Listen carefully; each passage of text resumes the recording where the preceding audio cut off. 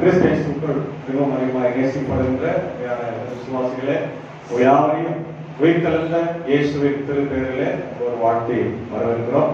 இந்த ஈஸ்டர் பின்னர் 3வது ஞாயிற்றுக்கிழமையினுடைய ஆரம்ப வேலையை நாம் ஆரம்பிக்கலாம்.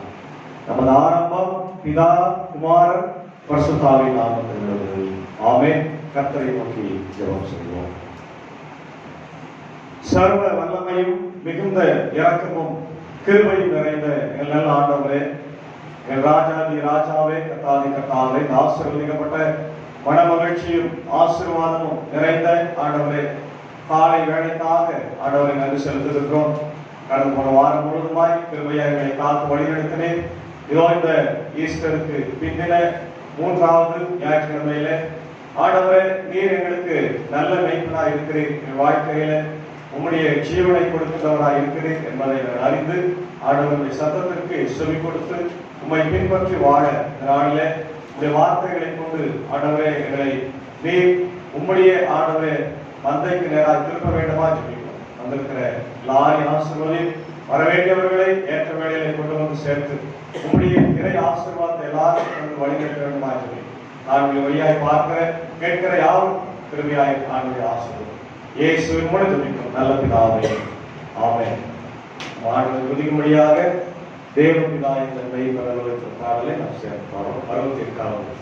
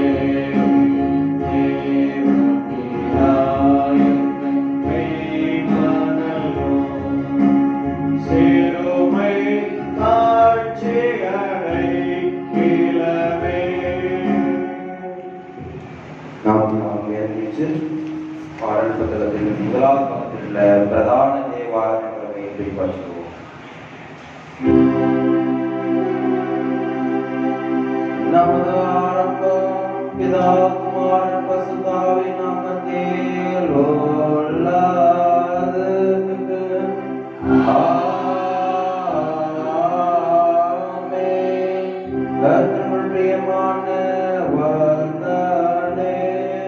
நமது பிதாவாகிய கடவுளிடம் கபடர் செய்து புலங்காயாட்டி சேர்த்து நமது பாவங்களை அவர்கள் அறிக்கையிட்டு அவைகளை மன்னிக்க நமது ரட்சகராகிய இயேசு கிறிஸ்துவின் நாமத்தில் அவரை கெஞ்சி கேட்போம் வாருங்கள். நமக்கு சகாயம் கர்த்தருடைய திருநாமத்தில் உள்ளது. வானத்தையும் பூமியையும் உண்டாக்கினவர் அவரே. என் பெயரை கர்த்தருக்கு அறிக்கையிடுவேன் என்றேன். தேவரீர் என் பாவத்தின் தோஷத்தை மன்னித்தீர்.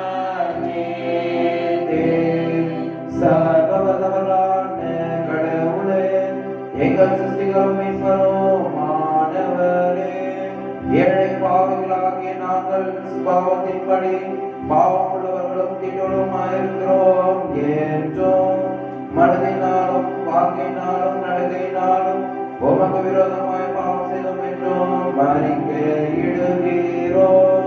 ஆதலால் எங்கள் ஆண்டவராகிய இயேசு கிறிஸ்துவே நிமித்தம் நீர் காட்டின கிருபையை தேடி உம்முடைய அளவற்ற இரக்கத்தில் அடைக்கலம் புக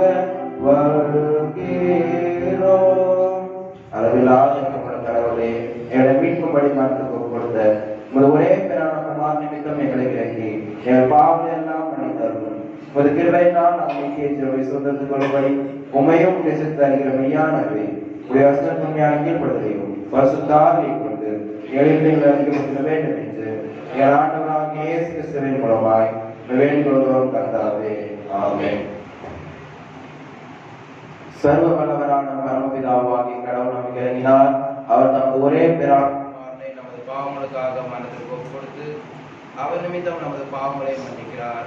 அவர் நாமத்தில் விசுவாசம் உள்ளவர் கடவுளின் விலைகளாகும்படி அதிகாரம் கொடுத்து அவருக்கு தமது பரிசுத்த ஆவியை தமதாக வாக்குத்தத்தம் பண்ணினார். விசுவாசம் ஞானஸ்நானம் பெற்றவர் ரட்சிக்கப்படுவார். கர்த்தாவே மனதிற்கு கிருபை செய்தருளும்.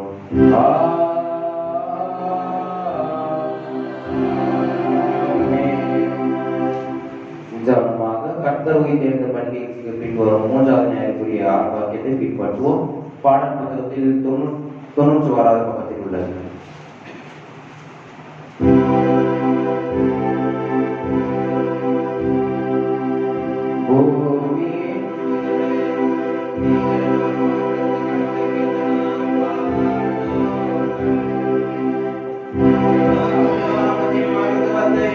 துதித்து பாடுங்கள், மகிமை உண்டாகும்படி அவர் துதியை கொண்டாடுங்கள்.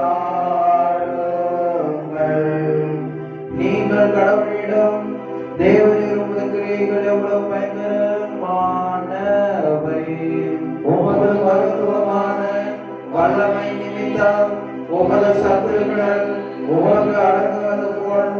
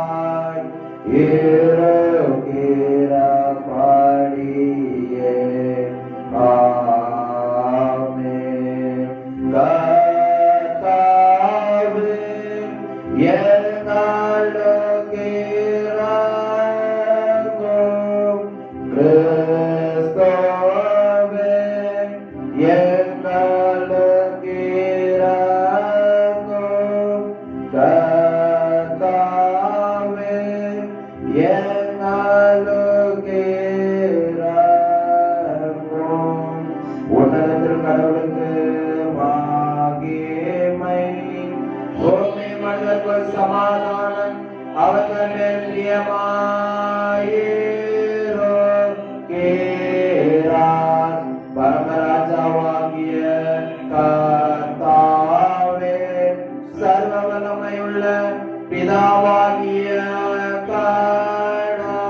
கடவுளே, ஒரே பிரான குமாரனும் ஆண்டவரும் ஆகிய இயேசு கிறிஸ்துவே, உன்னதமானவரே, பரிசுத்தாவியானவரே, உம்மை துதிக்கிறோம், உம்மை புகழ்கிறோம், உம்மை வணங்குகிறோம், உம்மை மகிமைப்படுத்துகிறோம். உம்முடைய மகா மகிமை நிமித்தம் உமக்கு ஸ்தோத்திரம் செலுத்துகிறோம். கர்த்தாவாகிய கடவுளே, கடவுளின் நாட்டுக்குட்டியே, பிதாவே சோதனே, உலகத்தின் பாவங்களை சுமந்து தேற்றவரே, எங்கள் ஜபத்தை ஏற்றருளும். உம்மின் வலது பசத்தில் இருக்கிறவரே, எங்களுக்கு இரங்கும். இயேசு கிறிஸ்துவே, உம்முடைய பிதாவின் மகிமையிலே பரிசுத்த ஆவியோடு நீர் ஒருவர் பரிசுத்தர், நீர் ஒருவர் ஆண்டவர், நீர் ஒருவர் உன்னதமானவராயிருக்கிறீர். ஆமென். கர்த்தரோடு இருப்பாராக, அவர் உமதாவியோடும் இருப்பாராக. பிரார்த்தனை செய்வோமாக. சர்வத்திற்கு வல்ல கடவுளே, வழி தப்பினவர்கள் நீதி மார்க்கத்தில் திரும்பி வரும்படி உமது சத்திய ஒளியை காட்டி வந்ததற்காக உமக்கு ஸ்தோத்திரம் செலுத்துகிறோம். கிறிஸ்து மார்க்கத்தின் ஐக்கியத்தில் சேர்க்கப்பட்ட யாவரும் தங்கள் மார்க்கத்திற்கு ஏற்காதவர்களை விலக்கி போடவும் அதற்கேற்ற யாவும் பின்பற்றி நடக்க கிருபை செய்தல வேண்டும் என்று உம்மோடும் பசுத்தாவியோடும் ஏக கடவுளாய் இருந்தும் பிழைத்து ஆண்டு கொண்டிருக்கிற உமது குமாரனாகிய எங்கள் நாதர் இயேசு கிறிஸ்துவின் மூலமாய் உம்மை வேண்டிக் கொள்ளுகிறோம்.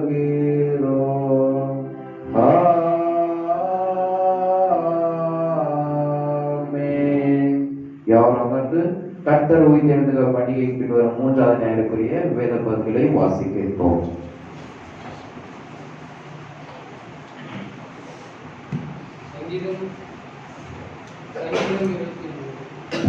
கர்த்தரின் மேய்ப்பராயிருக்கிறார், நான் தாழ்கிறேன். அவர் என்னை புல்வெளிகளில் வைத்து அவரது தண்ணீர்கள் அண்டையில் என்னை கொண்டு போயிடுகிறார். அவர் என் ஆத்மாவை தேற்றி தம்முடைய நாமத்தின் நிமித்தம் என்னை நீதியின் பாதையில் நடத்துகிறார். நான் மரண இருளில் பள்ளத்தாக்கில் நடந்தாலும் பொல்லாப்புக்கு பயப்பேன். தேவரீர் என்னோடு கூட இருக்கிறீர். உங்கள் கோலும் உங்கள் தடியும் என்னை தேற்றும். என் சத்துருக்களுக்கு முன்பாக நீர் எனக்கு ஒரு பந்தியை ஆயத்தப்படுத்தி என் தலையை எண்ணெயால் அபிஷேகம் பண்ணுகிறீர். என் பாத்திரம் நிரம்பி வருகிறது. என் ஜீவனுள்ள நாளெல்லாம் நன்மையும் கிருபையும் என்னை தொடரும். நான் கர்த்தருடைய வீட்டிலே நீடித்த நாட்கள் நிலைத்திருப்பேன். இதற்காக வாசிக்கும் தொகுதி வாசிக்கிறேன்.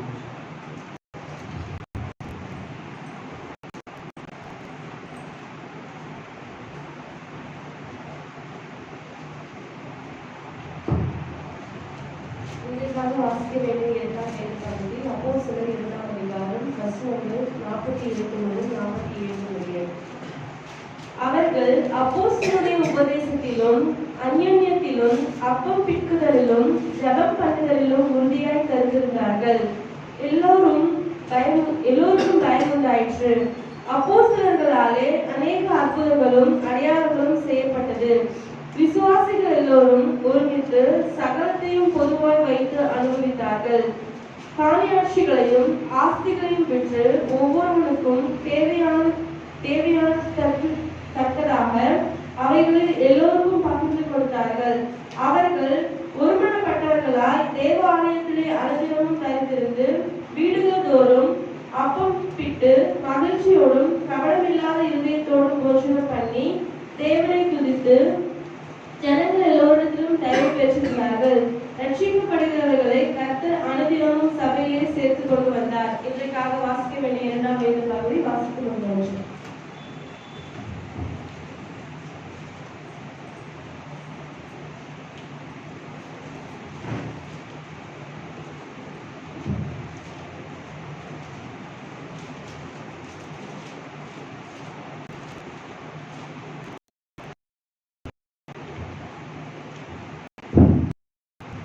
இன்றைய நாளுக்காக வாசிக்கப்பட்ட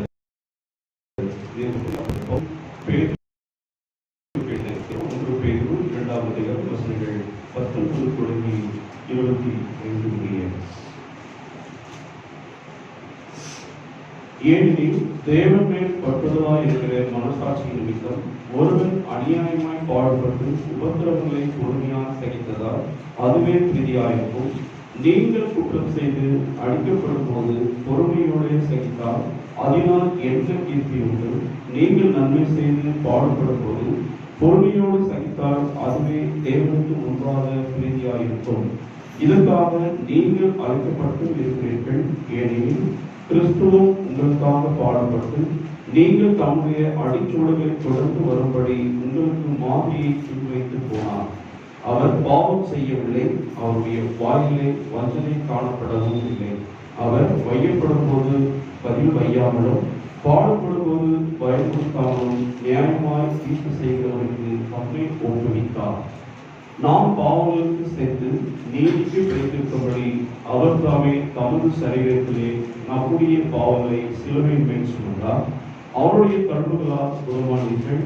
சிதறுண்ட ஆடுகளைப் போல இருந்தீர்கள். இப்பொழுதும் உங்கள் ஆத்துமாக்களுக்கு மேய்ப்பரும் கண்காணிமானத்தில் திருப்பப்பட்டிருக்கிறீர்கள் என்றார் என்பதுவே இன்றைய நாளுக்காக வாசிக்கப்பட்ட திரும்ப பகுதி வாசித்து கொடுத்தார்.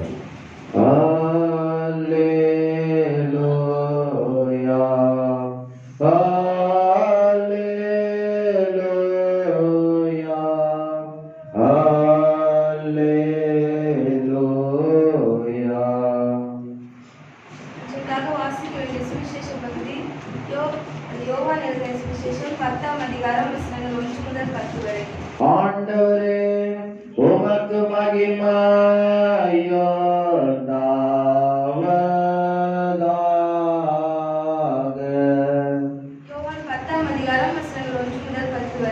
மெய்யாகவே மெய்யாகவே நான் உங்களுக்கு சொல்கிறேன், ஆட்டுத் தொழுவத்துக்குள் வாசல் வழியாய் பிரவேசியாமல் வேறு வழியாய் ஏறுகிற கள்ளனும் கொலைக்காரனுமாய் இருக்கிறான்.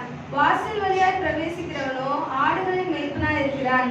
வாசலை காக்கிறவன் அவனுக்கு திறக்கிறான். ஆடுகளும் அவன் சத்தத்துக்கு செவி கொடுக்கிறது. அவன் தன்னுடைய ஆடுகளை பேர் சொல்லி கூப்பிட்டு அவைகளை வெளியே நடத்தி கொண்டு போகிறான். அவன் தன்னுடைய ஆடுகளை வெளியே விட்ட பின்பு அவைகளுக்கு முன்பாக நடந்து போகிறான். ஆடுகள் அவன் சத்தத்தை அறிந்திருக்கிறபடியினால் அவனுக்கு பின் செல்கிறது. அந்நியருடைய சத்தத்தை அறியாதபடியினால் அவைகள் அந்நியனுக்கு பின் செல்லாமல் அவனை விட்டோடி போ என்றார். இந்த உவமையை இயேசு அவர்களுடைய சொன்னார். அவர்களோ அவர் சொன்னவைகளின் கருத்தை அறியவில்லை.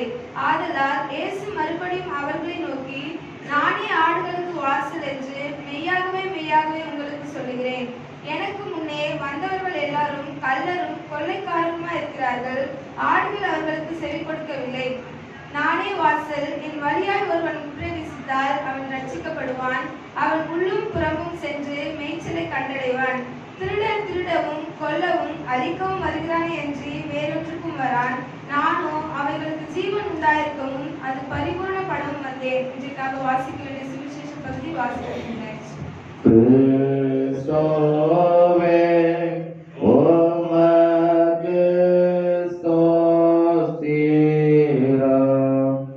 ஜீவனுள்ள வார்த்தைகளை வாசிக்கின்ற நாம் நம்முடைய விசுவாசத்தை அப்போஸ்தல விசுவாச பிரமாணத்தின் மூலம் பயபக்தியோடு அறிக்கை செய்வோம். பரலோகத்தையும் பூலோகத்தையும் படைத்த சர்வவல்ல பிதாவாகிய கடவுளை விசுவாசிக்கிறேன். அவருடைய ஒரே பேரான குமாரனும் நம்முடைய ஆண்டவருமாகிய இயேசு கிறிஸ்துவை விசுவாசிக்கிறேன். அவர் பரிசுத்த ஆவியினால் கர்ப்பத்தில் உட்பவித்து கன்னிமையாத்தில் பிறந்து பொந்து பிலாத்தில் பாடுபட்டு சிலுவையில் அறைந்து மரித்து அடக்கப்பட்டார். பாதாளத்தில் இறங்கி 3ஆம் நாள் திறந்து உயிர்த்தெழுந்தார். பரத்துக்கேறி சர்வவல்ல பிதாவாகிய கடவுளுடைய வலது பாசம் வீச்சிருக்கிறார். அவரிடத்திலிருந்து உயிரோடையும் மற்றவரையும் நியாயத்திற்கு வருவார். பரிசுத்த ஆவியாரை விசுவாசிக்கிறேன். பொதுவான பரிசுத்த சபை பசுவானுடைய ஐக்கியமும் பாவ மன்னிப்பும் சரீர உயிர்த்தெழுதலும் நித்திய ஜீவனும் ஒன்று என்று விசுவாசிக்கிறேன். ஆமென். யாரும் வந்து கர்த்தருடைய நாமத்தை மகிமைப்படுத்த பாடல் புத்தகத்தில் 91வது பாடலை பாடுவோம்.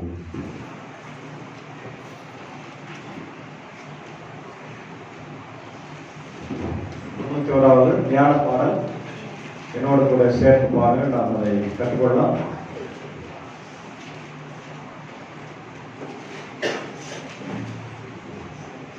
எம்மை பக்கத்தரானவர்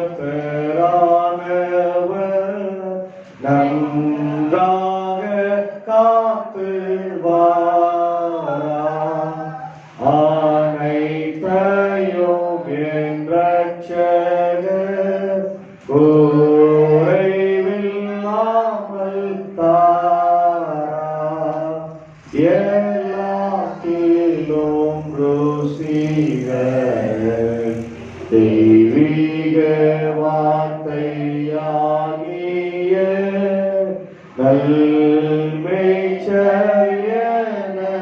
கொண்டு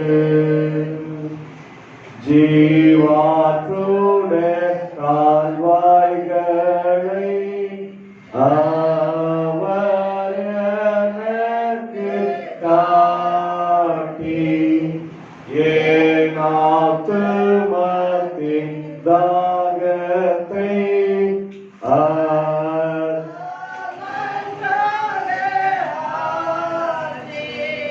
தாம் இயேசு எண்ணப்பட்டதே ஆடியானை நற்பாதையில் நேரே நடத்தி வாரார். ஓர் வேளை ஜோதியின்றியே நான் மரண கெடியே ஈருண்ட பள்ளத்தாக்கிலே நடந்தும் அவதியே பொல்லாப்புக்கு பயப்படேன் மீட்டும் கோலை பற்றுவே அது வழியை காட்டும் ஆடியது கோர்பந்தியை பகைஞ்ச கெதிராக வைத்தென்னையால் என் சீரசை மகா கடாட்சமாக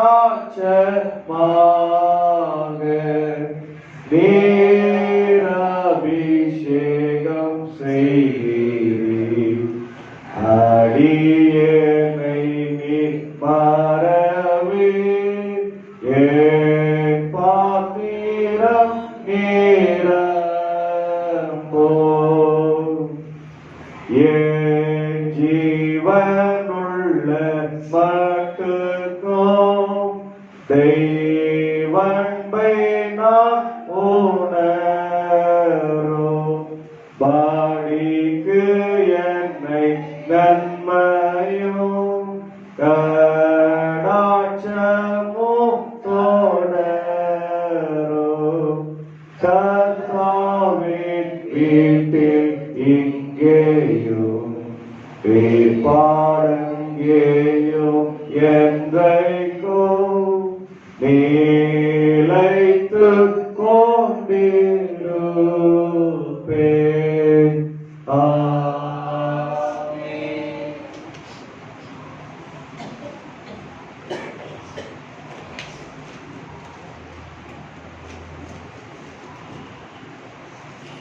மரணத்தை வெற்றி சிறந்து உயிர்த்தெழுந்து நம்மோடு கூட வாழ்ந்து கொண்டிருக்கிற நல்ல மெய்ப்பனாகிய நம்முடைய ஆண்டவராகிய இயேசு கிறிஸ்துக்குள்ளாக மிகவும் அதிகமாக நேசிக்கப்படுகிறவர்களே, இந்த ஏப்ரல் மாதத்துடைய கடைசி ஞாயிற்றுக்கிழமை வருகிற வாரத்தில் நாம் புதிய மாதமாகிய மே மாதத்தில் பிரவேசிக்க போகிறோம். இந்த நாள் நமக்கு கடவுள் கொடுத்திருக்கிற ஆசீர்வாதமான நாள். இந்த நாளிலே நாம் குட் ஷெப்பர்ட் சண்டே, நல்ல மெய்ப்பன் ஞாயிறு, நல்ல மெய்ப்பன் ஞாயிறு என்கின்ற தலைப்பில் நாம் இந்த நாளுக்குரிய செய்தியை பார்க்க போகிறோம். இன்னைக்கு நம்ம 1 முதல் 10 தான் படித்தோம். ஆனால் இன்னைக்கு தலைப்பே சென்ட்ரல் தீம் எதிலிருந்து வருதுன்னா 11ஆம் வசனம் சொன்னாங்க. வாசிங்க.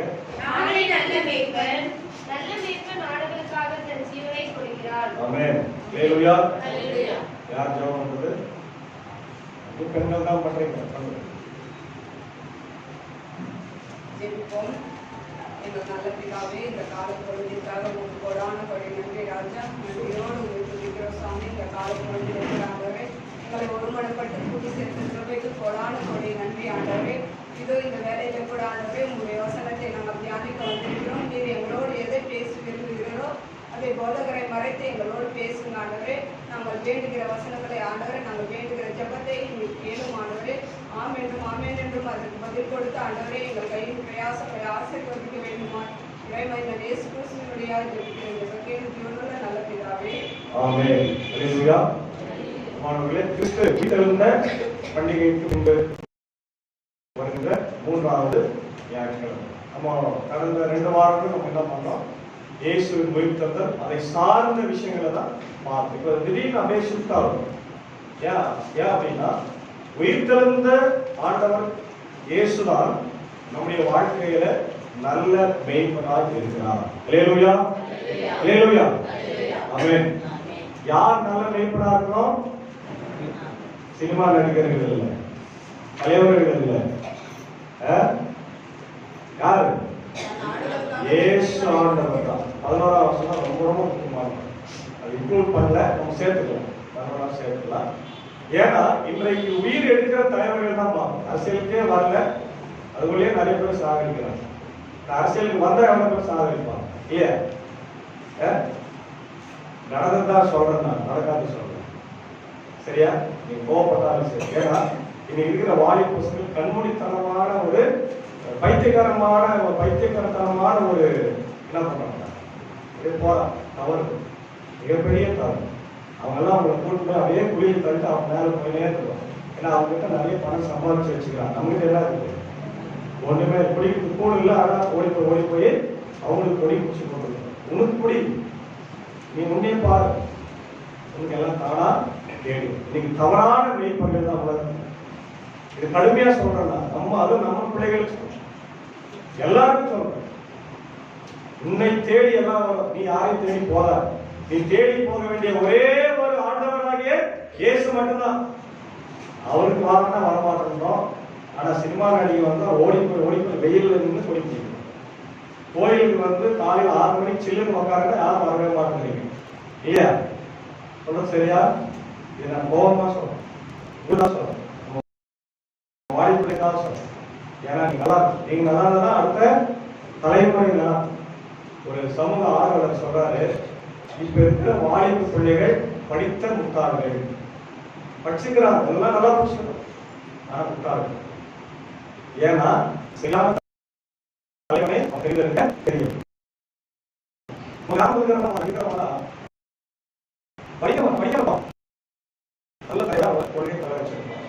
படிக்க மாட்டாங்க. ஆனா அவங்களுடைய செயல்பாடுகள் ரொம்ப நல்லா படித்தவர்களை விட எப்படி இருக்கும், மேலா. ஆனா இன்னைக்கு இருக்கிற வாலிப பிள்ளைகள் படித்திருக்கிறார்கள், ஆனா முட்டாள்தனமான ஒரு சிந்தனை. ஏன் இதை நான் சொல்றேன்னா, இங்க ஏசாமி முதல்ல ஆரம்பிக்கும் போதே கோபமாக ஆரம்பிக்கிறார் இல்லையா? முதல் வசனம் படிங்க, 10ஆம் அதிகாரம் முதல் வசனம். நான் உங்களுக்கு சொல்லுகிறேன், ஆட்டு தொழுவத்திற்குள் வாசவழியாய் வழியாய் ஏறுகிறவன் கள்ளனும் கொள்ளைக்காரனுமாய் இருக்கிறான். முதல்ல திருடனங்களே, கொள்ளைக்காரனுங்களே கோபமா ஆரம்பிக்கிறார். எவ்வளவு கோபம்! ஏன்னா அவரை நீங்க மற்றவங்களை ஃபாலோ பண்ணீங்கன்னா அவர் கோபமா. ஏன்னா உங்களுக்காக தான் அவர் செத்தார், நமக்காக செத்தார், நமக்காக மறித்தவர்களுக்கு மற்றவங்களை பார்க்கணும். ஏன் அவர் கோபமா பேசுறாருன்னா, 9ஆம் அதிகாரத்தை நீங்க படிக்கணும். எப்பவுமே ஒரு டெக்ஸ்ட் நமக்கு பிரசங்கத்துக்கு கொடுக்குறாருன்னா நம்ம என்ன பண்ணணும், முன்னாடியும் படிக்கணும். வெரி தெரிஞ்சு வச்சிருக்கீங்க, ரொம்ப நல்லது. படிக்க வீட்டில் நீங்க படிக்கணும்.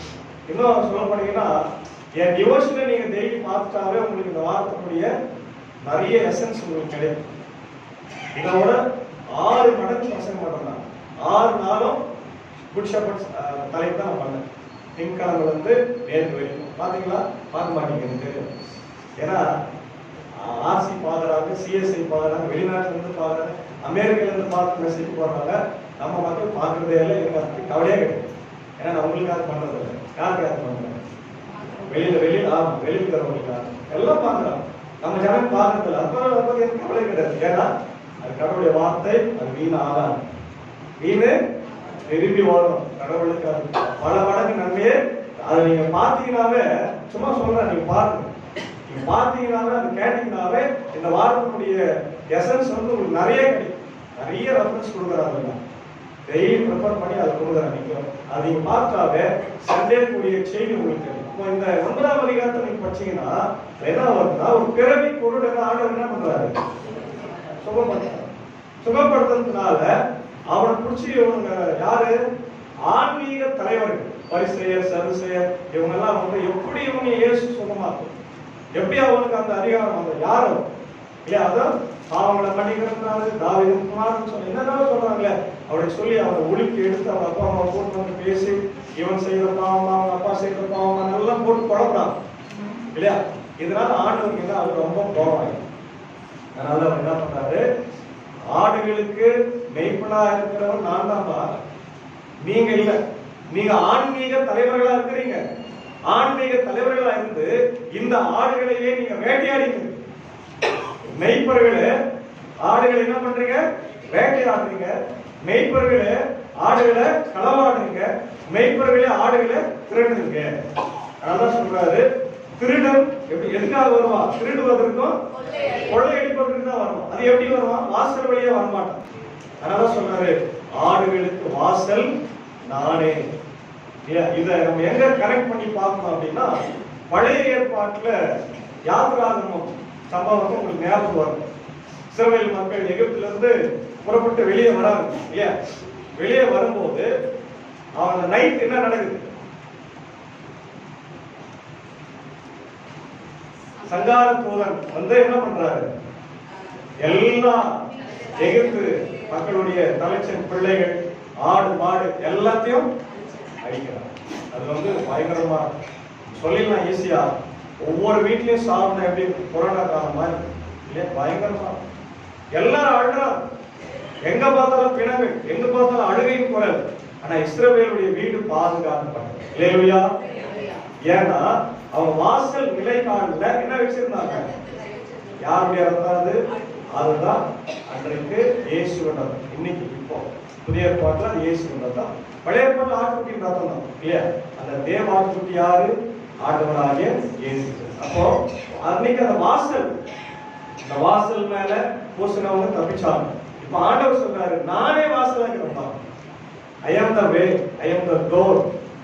Yeah, I am the door. எனக்குள்ள வாங்க, ஆலயத்துக்குள்ள வாங்க. வீட்டுல வெள்ளிக்கிழமை 4 பேர் தான் வந்தீங்க, ஆனா எல்லாம் எங்க உட்காந்துருக்கீங்க? என் சேர்ந்து எல்லாரும் தான் உட்காந்து இதன் மேலதான் உட்காந்துக்கிறாங்க. கதைகளை, தேவையில்லாத கதைகளை பேசிக்கிறாங்க இல்லையா? டிவி நிகழ்ச்சியை பார்த்துக்கிறாங்க. அது டெய்லி தான் வந்து வெள்ளிக்கிழமை டெய்லி வராது. வெள்ளிக்கிழமை ஒரு நாள் தான் வரும் இல்லையா?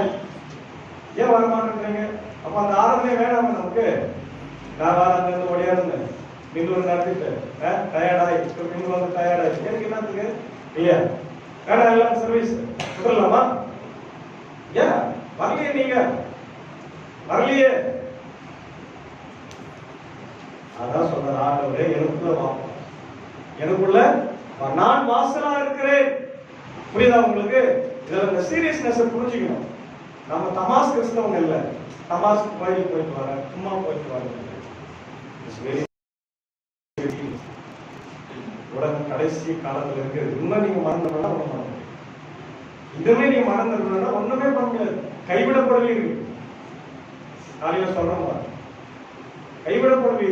வாசலுக்குள்ள வாங்க, ஆண்டவர் தேடி வாங்க. அழகான காலை நேரம், ஆண்டவர் தேடுறது வாய்ப்பு இல்லையா? வெள்ளிக்கிழமை ஒரு வாய்ப்பு. மற்ற சொன்னோம், மற்ற சர்க்கிள்ல இல்லாத, மற்ற சபைகள் இல்லாத ஒரு ஆசீர்வாதம். ஆண்டவர் சொல்றார், என்னை தேடி வாங்கப்பா, நானே வாசனாகிறேன். திருடர்களை தேடி ஓடிக்கொண்டிருக்கிறீங்க. நீங்க எங்க போறீங்க? நீங்க போய் உட்கார்ந்து பாத்துக்கிறீங்களே, எல்லாரும் போய் பேசுறீங்களா? அவங்களாம் யாரு? உங்களை அவமானப்படுத்திட்டு அசிங்கப்படுத்திட்டு போறவங்க. அவங்க என்ன போய் பேசுறேன்? என்கிட்ட வந்து சொல்லு, ஒரு சின்ன ஒரு சொட்டு கண்ணீர் விடு. அந்த கண்ணீருக்கான பதிலை நீ அடையாமல் போங்க. அல்லேலூயா. ஆண்டவர் சொல்ற, என் துருத்தியில நான் என்ன பண்றேன்? அதனாலதான் நான் முதல் வசனத்துல கோபமா பேசுறேன். நீ திருடர்களை நம்பின்னு போயிட்டு, கொலைகாரர்களை நம்பினு போயிட்டு, அவங்க அந்த தலைவர்கள் எல்லாம் நம்ம சாவடிச்சிருவான்.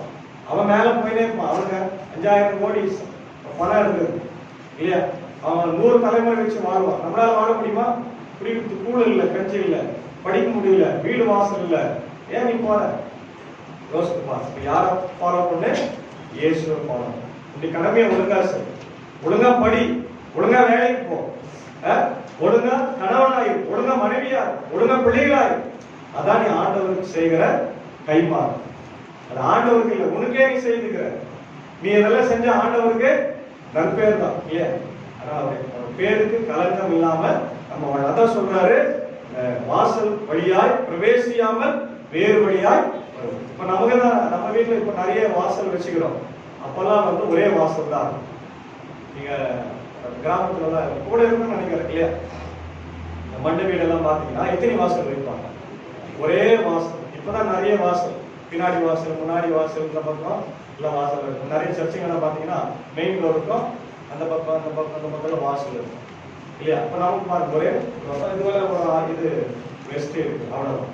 அந்த மெயின் டோர் மட்டும் தான் பா வடிவில் இருக்கும். அதுல வாட்ச்மேன் நின்று இருப்பாரு.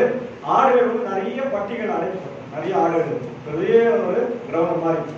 அதுல மெய்ப்பர்கள் வருவாங்க. மெய்ப்பர்கள் வரும்போது மட்டும்தான் அந்த கேட் கீப்பர் என்ன பண்ணுவாரு, திறப்பாங்க. திறந்த உடனே இப்ப நான் ஒரு மெய்ப்பன், நான் வரேன்னு வச்சுக்கேன், என்னுடைய ஆடு எங்க நின்று இருக்கோம், நான் கூப்பிட்டேன்னா என் ஆடுகள் மட்டும்தான் வரும், என்னுடைய ஆடுகள் மட்டும். அதான் ஆண்டவர் சொல்றாரு, என்னுடைய ஆடுகள் என் சத்தத்திற்கு செவி கொடுக்கும். அடுத்தது அதான் சொல்றாரு பாருங்க, ரெண்டு மூணு படிச்சிருங்க. வாசல் வழியா வர்றவன் மட்டும்தான் என்ன பண்ணுவான். ஆனா வாசல் வழியா வர்றவனுக்கு ஒரு பிரச்சனை இருக்கு. என்ன? வாசலை காக்கிறவன் அவனுக்கு திறக்கிறான், ஆடுகளும் அவன் சத்தத்திற்கு செவி கொடுக்கிறது. அவன் தன்னுடைய ஆடுகளை பேர் சொல்லி கூப்பிட்டு அவைகளை வெளியே நடத்தி கொண்டு போகிறான். வாசல் வழியா வர்றவன் மட்டும்தான் மெய்ப்பனா இருக்க முடியும். யாரு? ஆண்டவராகிய இயேசு. அந்த வாசல் என்ன வாசல்? அது மரணம்.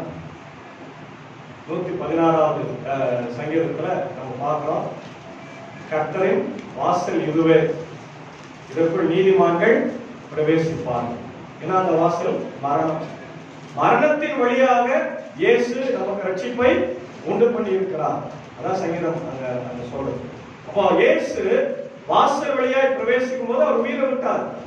இந்த மெய்ப்பன் உயிரை விட தேவையில்லை, ஆனா உள்ள வரான். உள்ள வரும்போது அவன் தருகிறான். ஏன்னா அவன் மெய்ப்பனாக மட்டும். இப்போ வேற என்ன வந்துட்டாங்க, திருட வந்துட்டான். திருட வந்து ஏன் ஆடு ஊவாடுனா பார்த்துருப்பான். கிடைக்கிறத வரலையும் போவோம். கிடைக்கிறத நல்ல மெய்ப்பன் அப்படி இல்லை. நல்ல மெய்ப்பன் நம்முடைய ஆடுகளை அறிந்து இருக்கிறான். ஆமென். அதான் சொல்றோம் இல்லையா? என்ன பண்றான் பாருங்க, ஆடுகளும் அவன் சத்தத்திற்கு செவி கொடுக்கிறது. the shepherd's voice இல்லையா? மெய்ப்பனுடைய சத்தத்திற்கு செவி கொடுக்கும். நானும் 2 வருஷமா உங்களுக்கு கத்தினே தான் இருக்கேன், வாங்க ஆலயத்துக்கு அவருடைய சர்ச்சை வந்து முதல் சர்ச்சை 6 மணிக்கு வந்து பாட்டீங்கன்னா எவ்வளவு அழகா, எவ்வளவு மனோரமியமா இருக்கும் இல்லையா? ஏன்னா நம்ம யாரை பாடுறோம், நீங்க உங்களுக்கு அது புரியல போறது. கல்ல பாடுங்க, பொண்ணை பாடுங்க, மனுஷனை பாடுங்க. மனுஷனே நம்ம பாடுகிறோம் இல்லையா? மனுஷனுக்கு ஒரு புதி பாடும், நல்லவர் வல்லவர் பாடும். ஏன்னா ஒரு இடம் தருவா இருப்பான் இல்லையா? கூட ஓட்டு 1000 ரூபாய் வாங்கிட்டு எனக்கு தெரியும், ஆனா சர்ச்சைக்கு தர மாட்டீங்க. அடுத்தது எந்த முதலமைச்சர் வந்தாலும் 2000 ரூபாய் தராரா? ஒழுங்கா 1000 ரூபாய் சர்ச்சைக்கு கொடுத்துருக்காங்க. மாசம் எல்லாரும் 1000 ரூபாய் கீழே மாதக்கடைக்கு வரக்கூடாது போய் சொல்லிட்டு. சரியா? ஏன்னா 2000 ரூபாய் எந்த சிஎம் வந்தாலும் 2000 ரூபாய் வரும். எல்லாரும் வாக்கு கொடுத்துக்கிறாங்களா இல்லையா? அதனால எனக்கு 100 ரூபாய் தான் இருக்குது அப்படின்ட்டு 1000 ரூபாய் நீங்க சாப்பிட்டு 1000 ரூபாய் சர்ச்சைக்கு கொடுத்தார கோயில் கட்டணும். சரியா? சரி, அது வேற டாபிக், நம்ம வரலாம். இப்ப என்ன சொன்ன, ஆண்டவர் துதிக்கணும் இல்லையா? அது நம்ம பெரிய வாய்ப்பு. It's opportunity. அந்த ஆப்பர்ச்சுனிட்டி நம்ம இழந்துதான் இருக்கும். ஒவ்வொரு வார்த்தையும் இழந்து கொண்டு. ஆனா ரொம்ப வருத்தப்படுவீங்க, அந்த காலம் வரும். ஆண்டவரையே என்னால துதிக்க முடியும். ஒன்றும் இல்லை, சின்ன ஒரு ஆக்சிடென்ட் ஆயிட்டு 6 மாசம் வீட்டுக்கு படுத்துனதுல கோயிலை பத்தி, திருவிழத்தை பத்தி, வசனத்தை பத்தி அப்பதான் இருக்கு. இப்ப தெரியாது, நல்லா இருக்கிற அப்படின்னு நினைச்சிருக்கிறீங்க. யாரால நல்லா இருக்கிறீங்க? அவருக்கு தலைமையில கை வச்சு எடுத்துட்டாருன்னா முடிச்சு கதை. எல்லாரும் அடிச்சுட்டு போவோம். போலீஸ் ஸ்டேஷன்ல சொல்ற, என்ன சார் கண்டவங்களாம் அடிக்கிறாங்க அந்த மாதிரி. ஆண்டவர் நீ பாதுகாத்துக்கிறாரு, உங்க தலைமையில கை வச்சு நீ பாதுகாத்துக்கிறாரு. எடுத்துட்டாருன்னா கதை தெரியுதா உங்களுக்கு? ஆனா உங்களுக்கு புரியல. இன்னும் புரியாம நீ ஆண்டவரை துதிக்காம கடமைக்காக வரீங்க. ஞாயிற்றுக்கிழமை கரெக்டா? கடமைக்காக வரீங்க. பெரிய தப்பு. மாத்து. ஆண்டவருடைய சத்தத்தை கேளு, வசனத்தை கேளு, படிங்க. நீங்க வீட்டுல பாடுற பாட்டு சத்தம் பக்கத்து வீட்டுல இருக்கிறவனுக்கு ரட்சிப்பு கொடுக்கணும். ஆமென். ஏன் இது கிறிஸ்தவ வீடுன்னு தெரியணும். கிறிஸ்தவ வீடுன்னு தெரிதா? நம்ம வீட்டுல என்ன வருது? ஒண்ணு டிவி சத்தம், இல்ல சண்டை சத்தம், ரெண்டு தான் கேட்கும். பாட்டு சத்தம் கேக்குதா? ஏன் கேட்கல? இப்ப நம்ம ஆண்டவருக்கு கொடுக்கிற அந்த சத்தம் அவர் கூப்பிடும் போது நம்ம என்ன பண்ணல? செவி இல்லையா? we should hear the word of God. கடவுளுடைய சத்தத்தை கேட்கணும் இல்லையா? அதான் யோவான் 10:27 வாசிங்க. என் ஆடுகள் என் சத்தத்திற்கு செவி கொடுக்கிறது, நான் அவைகளை அறிந்திருக்கிறேன், அவைகள் எனக்கு செல்லுகிறது. என் ஆடுகளின் சத்தத்திற்கு செவி கொடுக்கிறது. அப்ப நம்மலாம் அவருடைய ஆடுகள் இல்லையா? நம்ம செவி கொடுக்கலன்னா நாம அவருடைய ஆடுகள் இல்லைன்னு ஆயிடுமே. ஏன்னா அவர் நம்மை அறிந்திருக்கிறார். he knows நமக்கு நம்ம வாழ்க்கையில நமக்கு என்னென்ன தேவை அப்படின்றத முதல் அறிந்தவர் அவர் தான். அப்பா அம்மா தான் ரெண்டாவது, கணவன் மனைவி ரெண்டாவது இல்லையா? அவருக்கு தெரியும். நீ கேட்கறதுக்கு முன்னாடி கொடுக்குறார், கேட்கறதுக்கு முன்னாடி கொடுக்குறார் இல்லையா? எப்பவுமே டெய்லி எனக்கு சாப்பாடு கொடுக்காதவரு, எனக்கு தண்ணி கொடுக்க கேட்டேன் இல்லையா? கேட்கலாம், சில நேரத்தில் ஜெபம் பண்ணலாம், டெய்லி பண்ணலாம். டெய்லி பண்றீங்களா? ஒரு நாள் விட்டுலாம், மறந்துடலாம். அன்னைக்கு ஆண்டவர் மறந்துடுறாரு சாப்பாடு கொடுக்கறதுக்கு இல்லையே, கொடுக்குறாரு இல்லையா? நம்முடைய ஆடுகளை அவர் அறிந்து எல்லாவற்றையும் செய்யும். நம்ம என்ன செய்யணும்? அவருடைய சத்தத்திற்கு செவி கொடுப்பதும் இல்லை, கீழ்ப்படிவதும். இது நம்முடைய மிஸ்டேக்ஸ் இல்லையா? அதுதான் உபாகமம் 30:19-20 பழைய ஏற்பாடு. நான் ஜீவனையும் ஆசீர்வாதத்தையும் சாபத்தையும் உனக்கு முன் வைத்தேன் என்று உங்கள் மேல் வானத்தையும் பூமியை நின்று சாட்சி வைத்தேன். ஆகையால் நீயும் உன் சந்ததியும் பிழைக்கும்படிக்கு நீ ஜீவனை தெரிந்து கொண்டு கர்த்தர் உன் பிதாக்களாகிய ஆபிரகாமுக்கும் ஈசாக்கும் யாக்கோவுக்கும் கொடுப்பேன் என்று அவர்களுக்கு ஆணையிட்டு கொடுத்த தேசத்திலே குடியிருக்கும்படி தேவனாகிய கர்த்தரில் அன்பு கூர்ந்து அவர் சத்தத்திற்கு செவி கொடுத்து அவரை பற்றிக் கொள்வாயாக. ரொம்ப அழகா சொல்ற. நீ இந்த ஆசீர்வாதம் பெறணும், ஜீவனை பெறணும், கானான் தேசத்தை பார்க்கணும். பரம கானானாகிய எது? பரலோகத்துல உங்களுக்கு எல்லாம் வீடு. இங்கெல்லாம் யாருக்கெல்லாம் வீடு இருக்குது? எல்லாருக்கும் ஓரளவுக்கு இருக்குது இல்லையா? யாருக்கு இல்லாம இல்லை. ஒரு சிலர் வாடகையில் தான் இருக்கிறாங்க. இங்க நிறைய பேர் இப்போ இந்தியாவில் பார்த்தீங்கன்னா 40% தான் வீடு இருக்குது. 60% மக்களுக்கு என்ன இல்லை? வீடு. ஆனா பரலோகத்துல எல்லாருக்கும் வீடு ஆண்டவர். அல்லேலூயா. அவரை நம்பி விசுவாசித்து அவர் பேர்ல ஞானஸ்நானம் பெற்று திருவிருந்து எடுத்துக் கொண்டிருக்கிற எல்லாருக்கும் சொந்த வீடு ஃப்ரீயா அங்க மேல இருக்குது. அதான் யோவான் 14 சொல்றாங்க, நான் போகிறேன் உங்களுக்காக ஒரு இடத்தை, உங்களுக்காக அறைகளை நான் ஆயத்தம் பண்ணுகிறேன்னு சொல்றேன். எந்த அளவுக்கு நம்ம அன்பா இருக்கிறப்பா ஏன்? இப்போ நம்ம அவருக்கு என்ன கொடுக்கணும்? செவி கொடுக்கிறவர்களாய் இருக்க வேண்டும். அவர் கீழ்ப்படி. அடுத்தது என்ன சொல்றாரு? அவன் தன்னுடைய ஆடுகளை வெளியே விட்ட பின்பு அவளுக்கு என்ன பண்ணானா? முன்பாக நடந்து போகிறான். ஆடுகள் அவன் சத்தத்தை அறிந்திருக்கிறபடினால் அவனுக்கு பின் செல்லுகிறது. அதெல்லாம் கவனிக்கும். நம்முடைய காடுகள்ல நம்முடைய பக்கம் மெய்ப்பர்கள் ஆடுகளுக்கு முன்னாடி போறாங்க, பின்னாடி போறாங்க. பின்னாடி தான் போவோம். வெரி நல்ல கவனிச்சு. பின்னாடி தான் போவான். முன்னாடி பின்னாடி போனா அதுல ஒரு பெரிய பிரச்சனை இருக்குன்னா, ஆடுகளுக்கு எங்க போறதுன்னு இலக்கு தெரியுமா? தெரியாது. அது எங்கனாலும் போகும். ஒரு புல்ல பார்த்து அங்க போய் மேயும், சின்ன குட்டில தண்ணி அங்க போயிடும். ஆனா இஸ்ரேல் தேசத்துல மெய்ப்பர்கள் எப்படி போவாங்களா? முன்னாடி போவோம். அவன் முன்னாடி வழி நடத்தி போவோம். அது போற இடம் எங்க போனோம்? நல்ல அழகான புல் நிறைந்த இடத்துக்கு போனோமா அங்க கூப்பிட்டு அதை சாப்பிட்ட பிறகு நல்ல இளைப்பாறுவதற்கு நிலம் போய் படுத்து போட்டு அதுக்கப்புறம் தண்ணீர் இதெல்லாவற்றையும் செய்கிறவன் மெய். அப்ப ஆண்டவர் சொல்றாரு, நான் முன்னாடி போய் இருக்கிறேன், நீ என்ன பண்ணு? ஃபாலோ பண்ணு. அது ஒரு பாட்டு இருக்கு. I have decided to follow Jesus. நான் இயேசுவின் பின்னே போக துணிந்தேன், பின்னோக்கினேன். பின்னோக்கி நீ பார்க்க கூடாது. பின்னாடி கள்ள மெய்ப்பொருள் கூப்பிடுமா இல்லையா? அதான் பிசாசு. பிசாசு நம்மளை கூப்பிடுவான், உலக பிரகாரமான ஆசைகளை காமிப்பான், இச்சையை காமிப்பான், பணத்தை காமிப்பான், எல்லாத்தையும் காமிப்பான். திரும்பியும் பார்க்க கூடாது. ஏசு முன்னாடி போறாரு, முன்னாடி போயினே குழந்தைகள் இருந்து வாலிபர்கள் இருந்து பெரியவங்க எல்லாருக்கும் இந்த வார்த்தை ரொம்ப ரொம்ப அவசியமானது, ரொம்ப முக்கியமான டெக்ஸ்ட். இந்த காலத்துல இதை பெரியவர் சொல்லுவாங்க இல்லையா, இந்த நீட் ஆஃப் அவர். இன்னைக்கு முக்கியமா வாலிப பிள்ளைகளுக்கு முக்கியமா தேவை. ஏன்னா ரொம்ப ரொம்ப இன்னைக்கு என்னவா இருக்கான், சென்சிட்டிவா இருக்கான். டக்குன்னு கேட்டு போயிடுவான். நல்லா இருப்பான், திடீர்னு கேட்டு போயிடும். 2 வாரத்துக்கு முன்னாடி பார்த்த பையன் நல்லா இருப்பான், அது அடுத்த வாரம் பார்த்தா வேற மாதிரி ஆயிட்டுறான். கொஞ்ச நாள் கேட்டு போயிடுறான். அதனால அவங்களுக்கெல்லாம் ஆர்டர் கொடுக்கிற இந்த வார்த்தை முக்கியமானது. என்னை நீ ஃபாலோ பண்ணுமா, என் வார்த்தைக்கு செவி கொடுத்து என்னை நீ என்ன பண்ணு, ஃபாலோ பண்ணு. ஃபாலோயிங் ஜீசஸ் இல்லையா, மத்தேயு 14:19.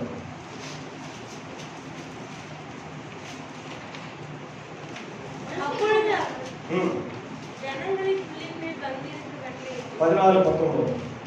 அப்பொழுது அவர் ஜனங்களை புல்லின் மேல் பந்தியிருக்க கட்டளையிட்டு அந்த 5 அப்பங்களையும் அந்த 2 மீன்களையும் எடுத்து வானத்தை அண்ணாந்து பார்த்து ஆசீர்வதித்து அப்பங்களை பிட்டு சீஷர்களிடத்தில் கொடுத்தார். சீஷர்கள் ஜனங்களுக்கு கொடுத்தார்கள். நல்லா கவனிங்க. இயேசு பின்னாடி போன அந்த மக்களை ஆண்டவர் எப்படின்னா போவன்னு விட்டாரா? 3 நாள் பிரசங்கம் கேட்கிறாங்க, பசி பட்டினியா இருக்கிறான். பாரு, நம்ம கொஞ்ச நேரம் ஐயர் கொஞ்சம் எடுத்துட்டோன்னு, ஏன் ஐயர் இன்னைக்கு லேட் ஆயிடுச்சுங்கிறாரு, ஈரல் எடுத்து சொல்லிட்டு இருந்தேன், நல்லியில் எடுத்து சொல்லிட்டு இருந்தேன், பிரியாணி வேலை செய்யணும், சினிமாவுக்கு நினைப்போம் இல்லையா, பல எண்ணங்கள் நமக்கு ஓடிட்டே இருக்கு. அப்படிதானே? ஒரு 5 நிமிஷம் எக்ஸ்ட்ரா போயிட்டா வாட்சை பாக்குறது, ஐரை பாக்குறது, வாட்சை பாக்குறது இல்லையா? அப்படிதான் இயல்பாதான். உங்களை வந்து ரொம்ப அதாவது கடிந்து கொள்ளுவேன், திட்டம் எல்லாம் எனக்கு உரிமை இருக்குது. ஏன்னா நீங்க நல்லா வரணுன்றதுக்காக. ஆனா ரொம்ப சீரியஸா யாரும் எடுத்துக்காதுங்க. சீரியஸா இருக்கணுன்றதுக்காக தான் சொல்றேன், இதை பெருசா எடுத்துக்காது. சரியா? அப்போ இயேசு ஆண்டவர் தன்னை நம்பி போன மக்களை கைவிடுவேன்னு சொல்றேன். வேற ஒண்ணு இல்லை. உங்களை விட்டுருவாரா? விடமாட்டான். நீங்க பின்னாடி வாங்க. பாருங்க, இன்னொரு மேய்ப்பன், அதாவது வேற ஒருத்தர் வந்து அவன் சத்தம் போட்டா பின்னாடி நம்ம போயிடுறோம். உலக பிரகாரமான அப்படிதான் போறோம். ஆனா இந்த ஆளுகள் என்ன சொல்றாரு பாருங்க, 5ஆம் வசனம் பாருங்க. அறியாது, அது தெரியாது, தெரியக்கூடாது. மற்றவங்களுடைய சத்தம் நமக்கு தேவை இல்லை. உலக பிரகாரமான தலைவர்களுடைய சத்தம் எனக்கு தேவை இல்லை. அதை எங்க கொண்டு போய் தள்ளிடும்? குழியில போய் தள்ளும், பாதாளத்துல போய் தள்ளும். அவனை விட்டு ஓடிடுமா? சாதாரண ஆடுகளே தன் மெய்ப்பன் சத்தத்துக்கு மட்டும்தான் செவி கொடுக்கும், மற்ற மெய்ப்பனுக்கு பின்னாடி போகாது. 5 அறிவு படைத்த, இது ஒரு அழகான, ஆக்சுவலா இது வந்து நமக்கு அவர் சொல்றாரு, இது வந்து உருவம் இல்லையா? அன்னைக்கே நான் சொன்னேன், வெளிக்கிழமையே சொன்னவங்க, அன்னைக்கே உங்களுக்கு புரிஞ்சுக்கல. இது ஒரு எக்ஸாம்பிள் தான் நமக்கு சொல்றாரு. மெய்ப்பர்கள் என்பது தலைவர்கள் இல்லையா, ஆடுகள் என்பவர்கள் நம்ம தான். பிரதான மெய்ப்பனாகிய இயேசு வெளிப்படும் போது நமக்கு அவர் என்ன கொடுப்பாரு? ஆசீர்வாதம் கொடுப்பாரு. அன்னைக்கு நான் சொல்றேன் இல்லையா? அப்போ உண்மையான மெய்ப்பனுடைய சத்தத்திற்கு மட்டும்தான் ஆடுகள் என்ன பண்ணும்? மற்ற மெய்ப்பர்கள் கூப்பிட்டா கூட வராது, கையில புள்ளி வச்சிருந்தா கூட வராது. ஆனா நம்ம என்ன பண்றோம்? இன்னைக்கு இருக்கிற தலைவர்கள் நமக்கு விதவிதமான வாக்குறுதிகளை கொடுத்து நம்மளை மோசம் பண்றாங்க, ஏமாத்துறாங்க இல்லையா? எல்லா தலைவர்களையும் தான் சொல்றேன். எனக்கு இந்த தலைவர் தான் முக்கியம், அந்த தலைவர் தான் முக்கியம் நான் சொல்லுவேன். உலக பிரகாரமா இருக்கிற எல்லா தலைவர்களுமே அவங்களுக்கு சுய ஆதாயத்துக்காக எதனா ஒன்று செஞ்சுனே இருக்கிறான். அரசியல்ல இருக்கட்டும், நடிகனா இருக்கட்டும், பிசினஸா இருக்கட்டும், எதனா செய்யும். அவனுக்கு தான் ஆதாயம் பார்க்கறான். நமக்கு எதனா செய்யறானா? ஏதோ ஒருத்தர் 100க்கு ஒருத்தர் இல்லையா? டாட்டா குழுமம் ஒண்ணு இருக்கு, இறந்துட்டார் ரத்தன் டாட்டா, ரொம்ப ரொம்ப நல்ல மனிதன். நாய்களுக்கு கூட ஒரு பெரிய கிரவுண்ட் வச்சு அந்த நாய்களுக்கு இப்போ கூட அவர் இறந்துட்டு பிறகு கூட சோறு போட்டுருக்காங்க. நம்ம நாய்க்கு சோறு போடுமா? நம்ம வீட்டாண்ட வந்தா தொடர்த்தி எடுக்கணும் இல்லையா? அந்த மனுஷன் என்ன பண்ணாரு, அவர் முறை வெளியில போயிட்டு போது நாய்கள்லாம் பசிக்க அழைஞ்சு அப்படியே தெரிஞ்சிருச்சான். அதை பார்த்து அவர் வீட்டு எதிரில் அவர் கிரவுண்டவே என்ன பண்ணியிருக்காரு, கொடுத்துருக்காரு. அதே மாதிரி ஒவ்வொரு வருஷமும் தன்னுடைய கம்பெனியில் அவர் சம்பாதிக்க ஏழைகளுக்கு கொடுப்பாரா, தனக்கு வேலை தன்னுடைய கம்பெனியில் வேலை செய்கிற எல்லாருக்கும் ஒவ்வொரு வருஷமும் அது வந்து நிறைய பர்சன்டேஜ் கொடுப்பாங்க. அதை வேலை செய்கிற ஒவ்வொரு தொழிலாளிக்கும் கார் வாங்கி கொடுத்துருக்காங்க. எப்படிப்பட்ட முதலாளியாக இருப்பாங்க இந்த மாதிரி முதலாளிகள்லாம் உலகத்தில் இன்னைக்கு இல்லை. பார்க்கறது ரொம்ப அவர் நல்ல மெய்ப்பர், அவன் தான் நல்ல மெய்ப்பர். ஆண்டவர் வச்சிருக்கிறார் இங்க ஒரு மெய்ப்பரை, ரொம்ப ரேர் இல்லையா? அப்போ நமக்கு இதெல்லாம் ஒரு அறிவுறுத்தல். ஏன்னா நம்மளும் மேல வரும்போது நமக்கு கீழே இருக்கிற மக்களுக்கு நம்ம எப்படி வாழணும், நம்ம தலைவனா இருக்கும்போது எப்படி வாழணும், ஒரு பாஸ்டரா எப்படி வாழணும், சபையின் பொறுப்புல இருக்கும்போது எப்படி வாழணும், ஒரு இன்ஸ்டிடியூஷன்ல தலைவனா நான் இருக்கிறேன், ஒரு கம்பெனில நான் மேனேஜரா இருக்கும் போது எனக்கு கீழே இருக்கிற மக்களுக்கு நான் எப்படி நடந்துக்கணும் அப்படின்ற எண்ணம் எல்லாம் இந்த மெய்ப்பனுடைய இந்த சிந்தனை உருவகத்தை நம்ம சிந்திக்கும் போது நமக்கு. ரெண்டாவது பாட்டுல என்ன சொல்றாரு, நானே நல்ல மெய்ப்பன் அவர் தெளிவா சொல்றாரு இல்லையா? 6வது வசனத்துல படிங்க. இந்த ஊமையை இயேசு அவர்களுடனே சொன்னார். அவர்களோ அவர் சொன்னவைகளை கருத்தாய் அறியவில்லை. நம்மள மாதிரி தான் அவங்களும் இல்லையா? அவங்கள மாதிரி தான் நம்புவோம். என்ன சொன்னாலே அவங்களுக்கு என்ன பண்ணல, மண்டிலே புரியல. அவர் ஏன் சொல்றாரு, நீங்க ஃபாலோ பண்ற தலைவர்கள் எல்லாமே உங்களை என்ன பண்ணுவாங்க, ஆளுகை செய்வாங்க, உங்க மேல அதிகாரம் செலுத்துவாங்க. ஆனா உங்களை அவங்க நல்ல இடத்துக்கு கொண்டு போய் விட மாட்டாங்க. நீங்க ஏன்ட்டு வாங்க, நான் தான் நல்ல மெய்ப்பனாக இருக்கிறேன். அடுத்தது சொல்றாரு பாருங்க 7 முதல்.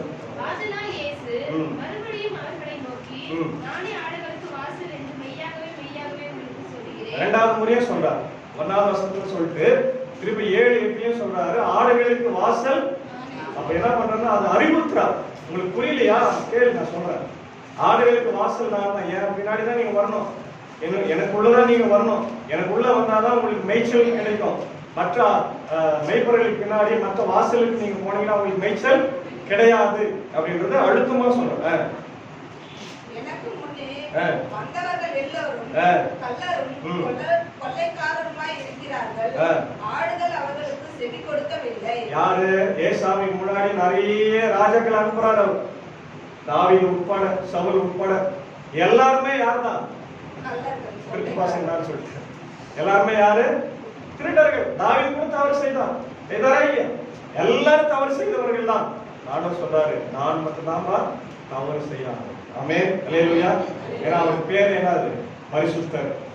பாவம் பாரா பரிசுத்தர். அவர் பாவம் தான் என்னன்னே தெரியாத ஆண்டு. அதான் சொல்ற, எல்லாரும் எனக்கு முன்னாடி வந்த எல்லாரும் பாவம் செய்தார்கள்.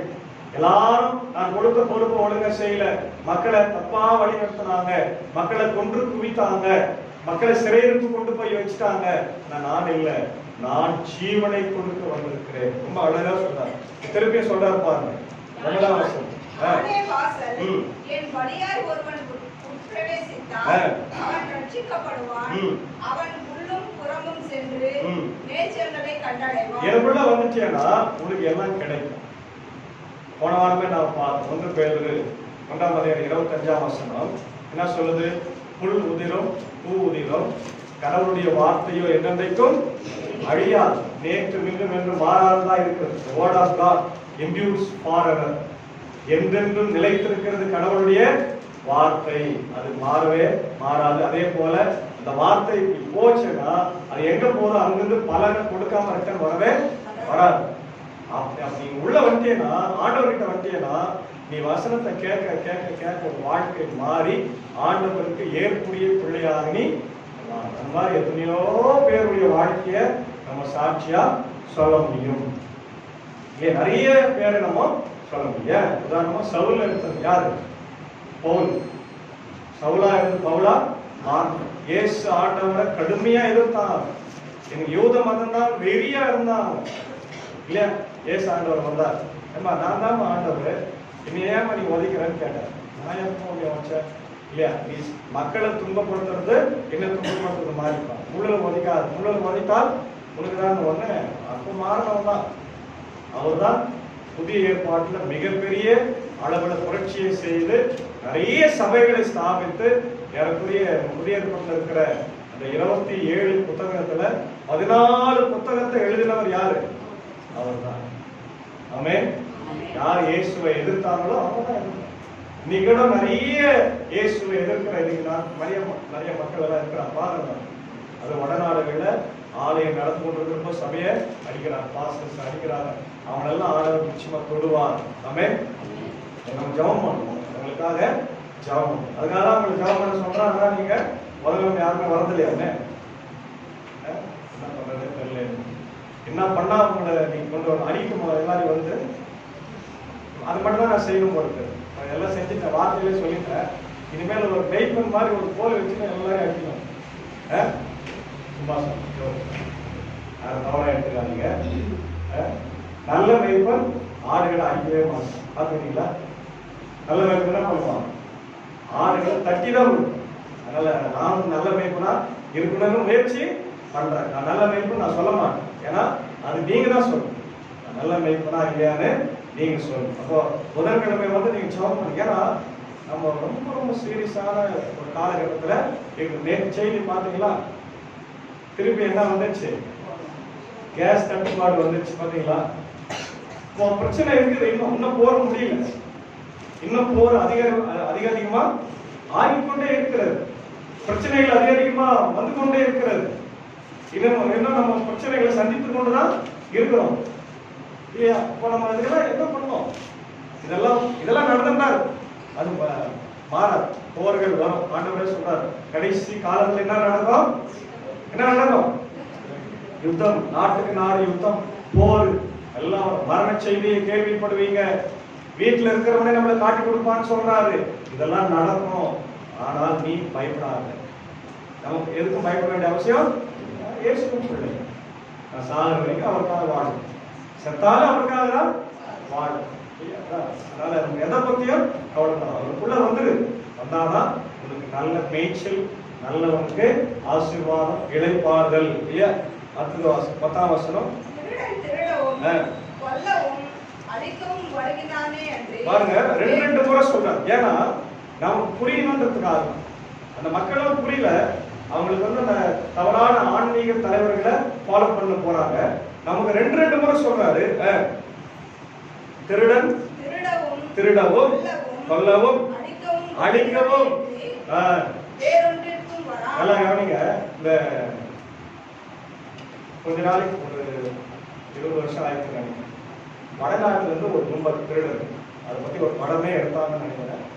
அந்த மாதிரி படமெல்லாம் நம்ம பார்க்க மாட்டோம். தேவையான படமெல்லாம் பார்க்க மாட்டோம். தேவையத்தோட பார்ப்போம். இல்லையா? அது என்ன படம் கேட்கல. சரி, வடநாட்டுல இருந்து ஒரு கும்பல் வருவாங்க. பகல்லாம் பெட்ஷீட் விற்பாங்க. பார்த்துருக்கீங்களா? சென்னையில பயங்கரமான கொலை பண்ணாங்க. அவங்க இரவு நேரத்துல இறங்கினாங்கன்னா ஈவு இறக்கமே பார்க்க மாட்டாங்க. எதிரில் வரவன ஒரு ஷூட் பண்ணுவான், இல்லை வெட்டிட்டு அவங்க கிட்ட இருக்கிற எல்லா தங்க நகை எல்லாத்தையும் என்ன பண்ணுவாங்க? ஒரு அமைச்சர், ஒரு மந்திரியோட ஷூட் பண்ணாங்கன்னு ஜெயலலிதா பீரியட்ல நடக்கும். இல்லையா? ஏன் சொல்லணும்னா அவன் நிறைய கொடுத்துருக்கான், கேட்டு திருடன் கொள்ளவும் அடிக்கவுமே வருவான். அப்ப நம்ம யாரை நம்பி போறோம்? திருடன் எல்லாம் ஏசாமி. ஏசாமி என்ன சொல்றாரு? 11ஆம் வசனத்துல பாருங்க. அதான் முக்கியமான வசனம். நானே நல்ல மெய்ப்பன். வேற யாரும் சொல்ல அவரு. நல்லா கவனிங்க. நானே நல்ல மெய்ப்பன், நல்ல மெய்ப்பன் ஆடுகளுக்காக. இந்த நானே என்ற வார்த்தை ரொம்ப ரொம்ப முக்கியம்.